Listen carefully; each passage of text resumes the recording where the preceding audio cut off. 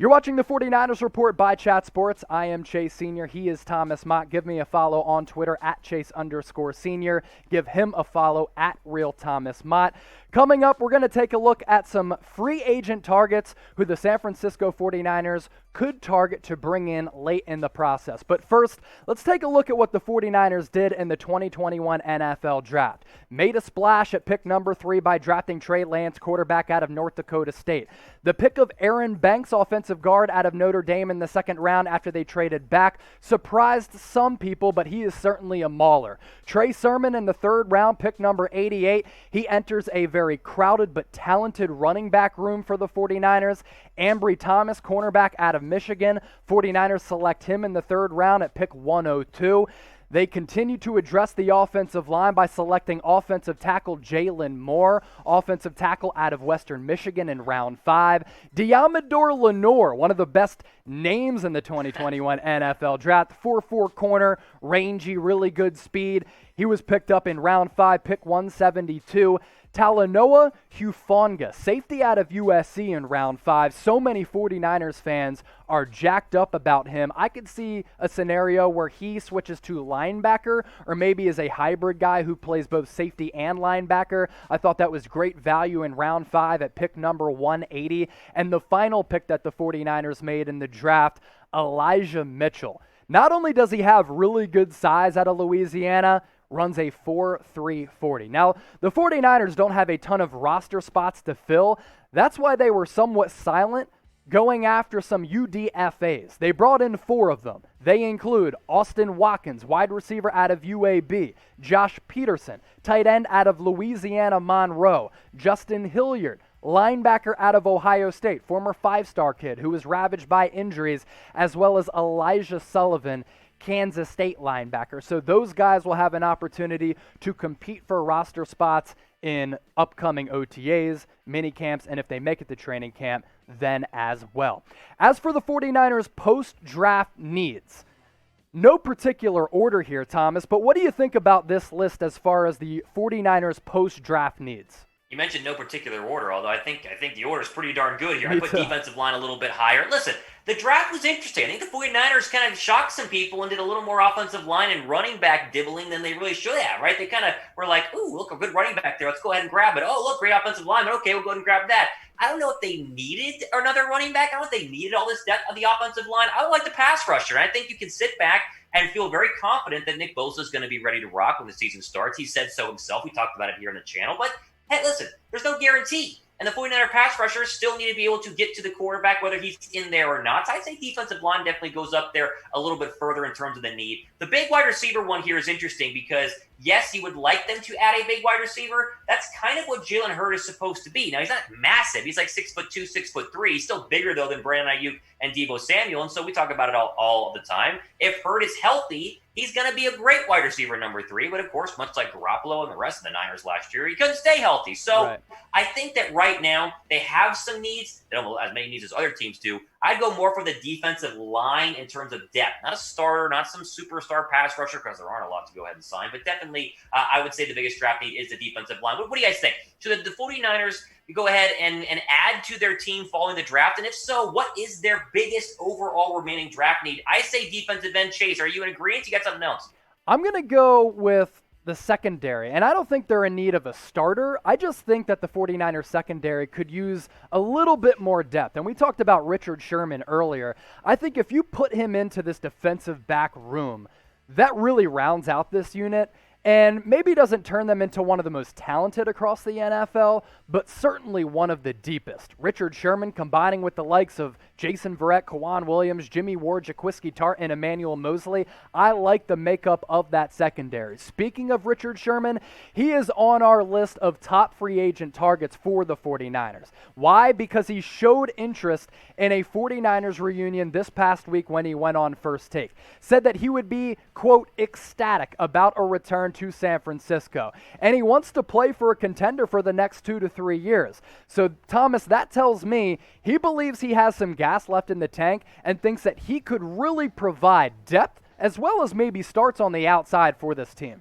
Yeah, I mean, listen, he has gas left in the tank. I think he just finally realized that age gets everybody in the National Football League. I mean, clearly Richard Sherman was going to leave San Francisco in the offseason to go play for a contender or a different contender, because the Niners are a contender, and make some money. And then he went out and tested the free agent waters, and no one wanted to offer him the type of veteran cornerback money he thought that he was worth. And so here we are, right? What is it, May 5th, May 6th, whatever the day is, he's still unsigned.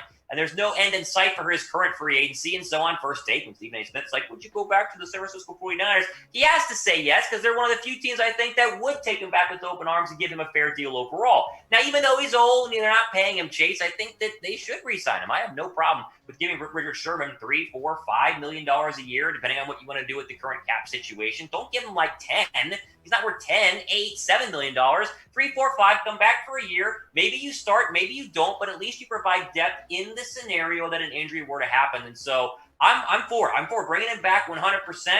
But I'm also for them looking at different corners that are not named Richard Sherman. You talk about a guy like Bashaud Breeland, who's a free agent right now from the Kansas City Chiefs. He makes our list as well. He had some pretty good years with the Chiefs, and he's a lot younger than Richard Sherman. Chase is, 4 years younger overall. And this goes back to the idea of injury depth, right? Barrett was healthy last year. That's why they paid him again, right? Will he be healthy this year, Chase? That's the big question mark. And so not only is Sherman on our list here, I think Bashaud Breeland is right there with him because he's a lot younger. Yeah, not only is he younger, but he could also come a little bit cheaper than a guy like Richard Sherman. So I think if the 49ers want a younger guy who might cost less, Bashaud Breeland could be a guy who's played well the past 2 years for the Kansas City Chiefs. You put him into that secondary, he could be pretty solid as well. Another guy in the secondary who's still surprisingly on the market, it's Malik Hooker, free safety, who last played for the Indianapolis Colts last year, tore his Achilles in 2020, and it's those injury issues that have hurt a once promising career. The pedigree is certainly there. Former first-round pick who was an All-American at Ohio State, and he's still only 25 years old. Now, he hasn't just suffered an Achilles tear. Injuries have really crushed him, but if you look at the safety depth, I think that might be more of a need than cornerback depth. So which one would you really rather sign?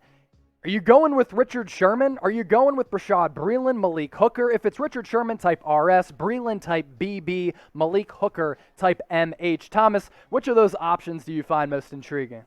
I'll go for Richard Sherman. I mean, I just for the familiarity, if anything. But again, I think any of these guys make sense. And one final note here is the comments are going down below RSBB or MH. The reason these guys are all unsigned, we mentioned it. They're all injured, right? And they all have been injured. And basically every free agent who's still available right now is a free agent on May 6th, days after the draft, because they have injury history. So you're not signing some sort of superstar starter. You're signing an insurance piece that maybe can stay healthy enough to go ahead and make an impact. I'll say Richard Sherman, but honestly, any one of these guys would make a lot of sense to me. So in case you missed it, I am Chase Sr. I'm going to be taking over the 49ers report for Thomas Mott. Don't worry, he's not going anywhere. He's going to help us with some of our other coverage at Chat Sports as we continue to grow. We're growing because you guys are so supportive of us and continue to support us here at the 49ers report. Non-stop videos all year long, like every single day, plus it's 100% free. So hit that big red button down below or go to youtube.com/49erstv. Subscribe right now for the best San Francisco 49ers coverage on YouTube, and I'm taking over the channel so you can support me as well. Now, we did look at the 49ers defensive line as an area that the Niners could still address in free agency. I'll tell you what, Thomas, they're pretty loaded here, especially in terms of their starters. Nick Bosa, Mo Hurst comes over from the Raiders, Javon Kinlaw, Eric Armstead, Samson Ebukam signed in free agency, as well as Dee Ford, Arden Key. I mean, DJ Jones in the rotation as well. It's a really good 49ers defensive line, but they could also add some depth here, and we do have some names on the defensive line who the 49ers could go after. So, Thomas, take this one away.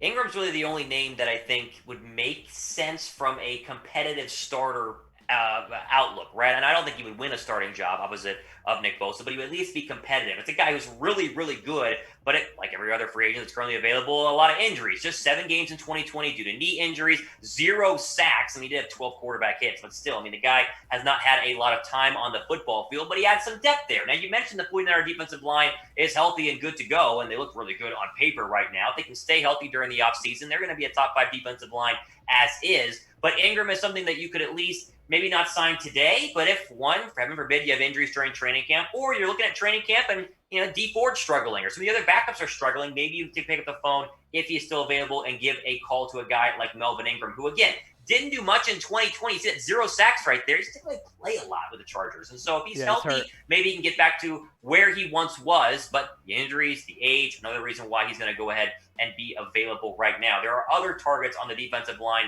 as well that could always, add some depth. And I think you look at a guy like Geno Atkins from a defensive tackle perspective, Chase.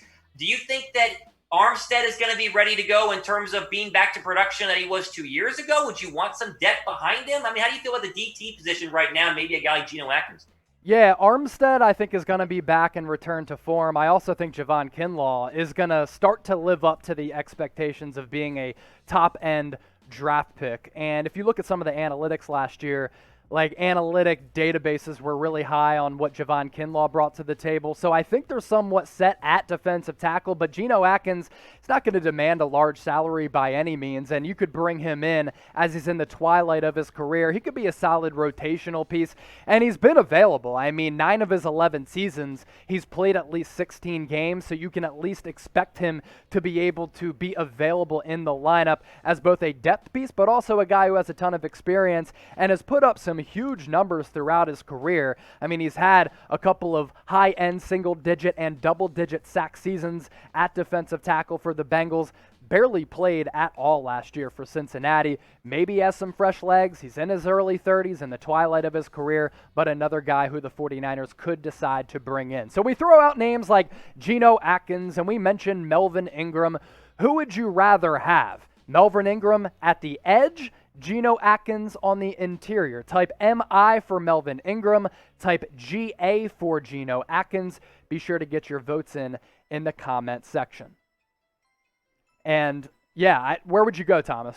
I'd probably go with Ingram if I had to pick, and that'd be an MI down below. But I think that you nailed it on the head talking about it earlier. They're pretty darn good at the defensive end spot right now. And from the D-tackle perspective, as long as Armstead plays half as good as he did 2 years ago and 75% better than he did last year, they're going to be pretty darn good because obviously we expect the Niners to have a pretty good defensive line.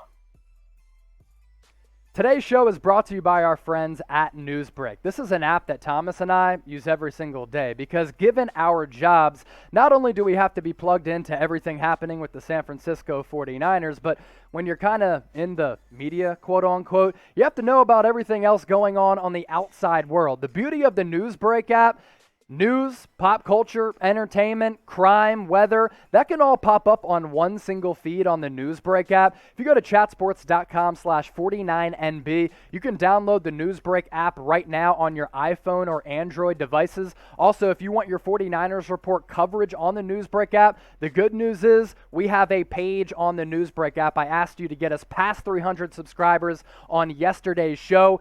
The faithful is the best. We were able to do that, and we're catching the Raiders report. I know there's always going to be a rivalry between the Raiders and the 49ers. So for my 49ers fans watching right now, can we catch up to the Raiders report? We're a little more than 100 followers away from being on top of the West Coast Newsbreak pages here at Chat Sports. We have significant ground on the NFC West rival Seattle Seahawks. They have less than 200. We're north of 303. So once again, go to chatsports.com/49NB.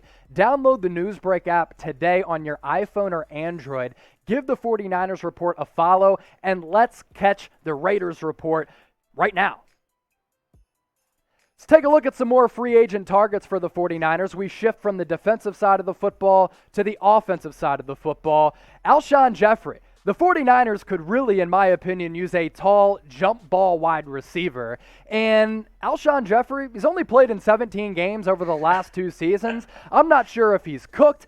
Did injuries and bad quarterback play really hurt him? I'm not sure. But you look at a guy like Jalen Hurd, he's a big-bodied wide receiver. He's also injury-prone as well. Could you bring in Alshon Jeffery as insurance, Thomas? Man, listen, I'm going to pass hard on this one. I like the line there, is he cooked? The answer is yes. I mean, the guy's absolutely baked and fried in every other way you could cook somebody. I mean, he's just old. He's washed up. His best year was 2017. I know that Niner fans like wide receivers. They constantly are like, can we get this wide receiver? What about this wide receiver? Trust me, you guys don't want Alshon Jeffery. Alshon Jeffery is as cooked as they come. Trust that Jalen Hurd is going to be healthy, right? That's where I'm sitting right now. I'm trusting that Jalen Hurd finally in year 3 is going to go ahead and stay healthy, because even though I don't think that they necessarily have to have a jump ball wide receiver, it would be nice to have one. And even though Hurd is not necessarily a pure jump ball receiver, he can do a lot of things alongside Deebo Samuel and, of course, a guy like Brandon Ayuk. So I'm out on Alshon Jeffery. He was extremely injured last year. And even though in 2018, the stats looked pretty darn good, but that was, 3 years ago? I mean, how old was I? I was graduating college in 2018 from Baylor, right? Throw that one in there. 65 catches, 6 touchdowns. I am 100% out on Alshon Jeffery signing him. But I'll leave it to you guys, right? Let us know in the comment section down below. S down below for sign him, or W down below for he is washed. I am literally going to my phone right now and typing W, because he is so washed that I do not want the Niners to go ahead and sign him. But again, Chase, we'll leave it up to them. S to sign him, or W down below for washed. And I'll roll through here one more time for our next guy with Tyler Eifert, the tight end. Chase, you had mentioned that getting a backup tight end because they don't have Jordan Reed anymore could be an option. Take it away on Tyler Eifert. I think you're probably going to agree with me on this one. A lot of injuries, but maybe a good backup number 2 tight end. Yeah, no, I agree, and injury issues have, crushed him. He was a former first-round pick, a guy who earlier on in his career with the Cincinnati Bengals had a ton of upside. The thought process here, you have Ross Dwelley backing up George Kittle right now. Could you use some more insurance and take a chance on a guy in Tyler Eifert who at least has some ability? And over the last couple of years, 2 of them to be exact, he has been able to stay on the field. Here's what he did in 2020 with the revolving door at the quarterback position for the Jacksonville Jaguars. He was targeted a decent amount of times, 60 targets, 36 receptions, 349 yards, and 2 touchdowns. He has often been a red zone threat throughout his career, so maybe you bring him in bunch packages near the goal line if George Kittle is gassed after he just runs through a couple of dudes and tries to take it to the crib, doesn't necessarily get there. That's the thought process here. What do you think about Eifert? I think that you would hope that he can be a little bit more healthier than what he's been in the past. I mean, I think Jordan Reed would have been really great to bring back. The guys that's had 8 billion concussions. And so if he can stay healthy, and that's the big if for every single one of these targets, I wouldn't mind it for a very, very cheap deal. Maybe Ross Dwelley turns out to be the number 2 tight end. I think that there's a possibility. But I think Eifert is rightfully on this list because it's a bleak list. There's not a lot to go through in terms of guys that are available. If we want to back up tight end, Eifert might be the best one that you have. A couple of other names we're not going to dive into too much here. There's a common theme. Take a look on your screen. Old and injured. Look at that. How old is Justin Houston? The guy's 50 years old. Goodness gracious, not re-signing with the Chiefs. D.D. Westbrook's interesting here, Chase. Not someone who's actually old. The rest are old. He's not that old overall. Also, how old is Olivier Vernon? Goodness gracious. But Westbrook is a guy who has gotten healthy. He's been injured in the past, but could be another speed option if they wanted to mix him in there. Could be a guy you bring in training camp if someone were to get hurt. But out of the rest of the names here, besides D.D. Westbrook, I'm out on all these guys, Chase. Let's hear what you think. Yeah, I thought you made a great point in saying, all of these guys, they're old and they're injured. Out of all of them, maybe a guy like D.D. Westbrook, maybe he gives you some height at the wide receiver position. He's also somewhat younger. Olivier Vernon coming off that Achilles injury late in the year. Who knows when he's going to be available. Sheldon Richardson, I'd probably pass on that. Justin Houston as a last resort depth piece at the edge rusher spot. He was pretty solid the last couple of years with the Indianapolis Colts, so I think he'd be able to give you something. Some people have thrown out names also like the wide receiver, who we were talking about earlier, Golden Tate. I just think he's too short. I don't think that's a fit for the 49ers roster currently. So that's kind of my thought process there. But hey, let us know your thought process. Name a free agent who you want the 49ers to sign who is still on the market right now. It can be one of the guys that we listed of the several who we did talk about. It could be a player who we have not talked about. Get into the comments and let us know a free agent you want the 49ers to sign.